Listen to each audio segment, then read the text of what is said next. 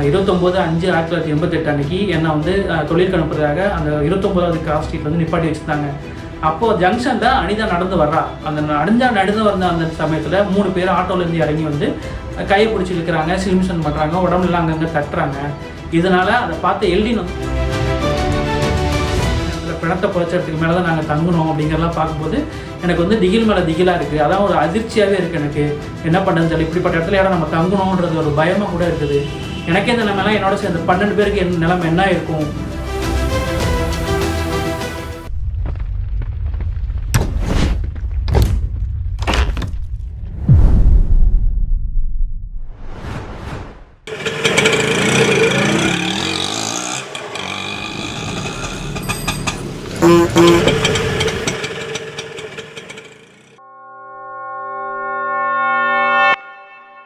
வணக்கம் அன்பு நெஞ்சங்களே. இந்த ஆட்டோ சங்கர் கூட்டாளிகளால் 6 பேர் தொடர் கொலை செய்யப்பட்ட தொடர்பாக இன்ஸ்பெக்டர் தங்கமணி வந்து விசாரிச்சுட்டு இருக்காரு. அப்படி விசாரிச்சுட்டு இருக்கும்போது அந்த இடத்துல ஒரு 18-19 வயசு இருக்கக்கூடிய ஒரு பொண்ணு வந்து திருன்னு முடிச்சுட்டு அந்த இடத்த பார்த்துக்கிட்டு இருக்கு, என்ன நடக்குது ஏது நடக்குது அப்படிங்கிறத. ஏன்னா அந்த இடத்துல வந்து அந்த இடத்துலேருந்து குழியை தோண்டி பிணங்கள்லாம் வந்து ஒவ்வொன்றா இன்ஸ்பெக்டர் தங்கமணி வந்து எடுத்துகிட்டு இருக்காரு. அந்த நேரத்தில் தான் அந்த இளம்பெண் வந்து நின்று பார்த்துட்டு இருக்காங்க. இதை பார்த்து இன்ஸ்பெக்டர் தங்கமணி அந்த பொண்ணை கூப்பிட்டு, அம்மா இங்கே வா, நீ ரொம்ப சின்ன பொண்ணாக இருக்கே, இப்படி திருன்னு முடிச்சுட்டு இருக்கே, என்ன உனக்கு பார்த்தா தெரியுது, இங்கே இந்த இடத்துக்கு உனக்கு என்ன சம்மந்தம், ஏன் வந்து இங்கே நிற்கிற அப்படின்னு சொல்லி கேட்குறாங்க. அப்போ அந்த பொண்ணு வந்து சொல்லுது, என் பேர் சாந்தி, நான் வந்து பொள்ளாச்சியை சேர்ந்த பொண்ணு, என்னை வந்து இங்கே ராணின்ற ஒரு அக்கா தான் வச்சு வந்து சென்னை கழிச்சிட்டு வந்தாங்க, ஏதாச்சும் வேலை தேடி பொழைச்சிக்கலான்னு சொல்லிட்டு சென்னை வந்தோம். ஆனால் அந்த அக்கா வந்து என்னை ஆட்டோ சங்கரை விட்டுட்டு பிராத்தலுக்கு விற்றுட்டு போயிட்டாங்க. என்னை விற்றது இல்லாமல் 800 ரூபாய் வந்து பணமும் வாங்கிட்டு போயிட்டாங்க. அதுக்கப்புறமா நான் ஆட்டோ சங்கர்கிட்ட மாத வாடகைக்கு வந்து பிரார்த்தனை தொழில் பண்ணிகிட்டு இருந்தேன். இப்போ வந்து குழி பறித்து பணத்தெல்லாம் எடுத்துகிட்டு இருக்கீங்களே, இந்த இடத்துல தான் நாங்கள் தங்கியிருந்தோம். என்ன மாதிரி இந்த விபச்சார தொழிலில் இருந்த 12 பேர் வந்து இந்த இடத்துல தங்கியிருந்தோம். இந்த வீட்டில் வந்து 3 ரூமுங்க இருக்குது. அந்த 3 ரூமில் வந்து முதல் 2 ரூமில் பார்ட்டிங்க போடுவோம் அப்படின்னு சொல்லி அந்த பொண்ணு சொல்லுது. அதையும் வந்து அந்த வாக்குமூலத்தில் வந்து பதிவு செஞ்சுருக்காங்க. இன்னொரு ரூமில் வந்து கிச்சன் மாதிரி யூஸ் பண்ணிட்டு இருந்தோம். நாங்கள் எல்லாரும் சமைச்சு எங்கள் எல்லாருக்கும் நாங்களே தான் சமைச்சு சாப்பிட்டுப்போம் அப்படின்னு சொல்லியிருக்குது. எங்களை இருக்கிற 12 பேரில் யாராச்சும் ஒருத்தவரை தான் ஆட்டோ சங்கரும் ஆட்டோ மோகனும் தன்னோட தங்க வச்சுப்பாங்கிறதையும் அந்த பொண்ணு வந்து வாக்குமூலத்தில் சொல்லியிருக்காங்க. இந்த ரூமில் பார்ட்டி போடுறது மட்டும் இல்லாமல் வெளியிலேயே வந்து எங்களை வந்து தொழிலுக்கு வந்து அனுப்புவாங்க. ஆட்டோ சங்கரும் அவரோட தம்பி மோகனும் அப்படி அனுப்பும்போது மாத வாடகை 1800 ரூபான்னு எனக்கு வந்து ஃபிக்ஸ் பண்ணியிருந்தாங்க.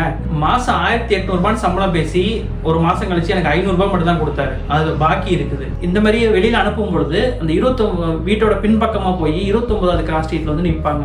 அந்த ஜங்ஷனில் நிற்க வச்சுட்டு எங்களை ஆளை காமிப்பாங்க.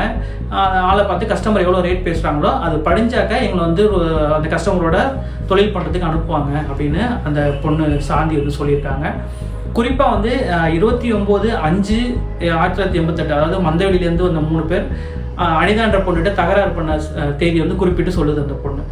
29/5/1988 அன்னைக்கு என்னை வந்து தொழிலுக்கு அனுப்புறதாக அந்த 29வது கிராஸ் ஸ்ட்ரீட் வந்து நிப்பாட்டி வச்சுருந்தாங்க.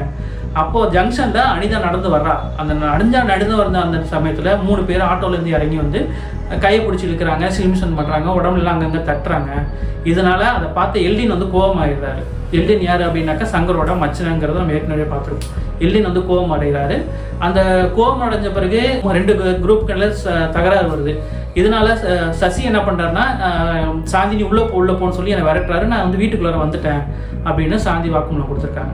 இதுக்கடையில் இது சம்பவத்துக்கு பிறகு 22/6 அதாவது இந்த சம்பவம் நடந்து 1 மாதத்துக்கு கிட்ட வரப்போ என்னோட சித்தி பையன் ரவின்றவனுக்கு வந்து உடம்பு சரியில்லைன்னு நான் ஊருக்கு போயிட்டேன். 22/6/1988 அன்னைக்கு போனேன். இப்போ வந்து திரும்பி வரேன். ஏன்னா சம்பள பாக்கி 3200 ரூபாய் வந்து எனக்கு வந்து சங்கருக்கு பாக்கி கொடுக்கணும், அதை வாங்குறதுக்காக வந்தேன்.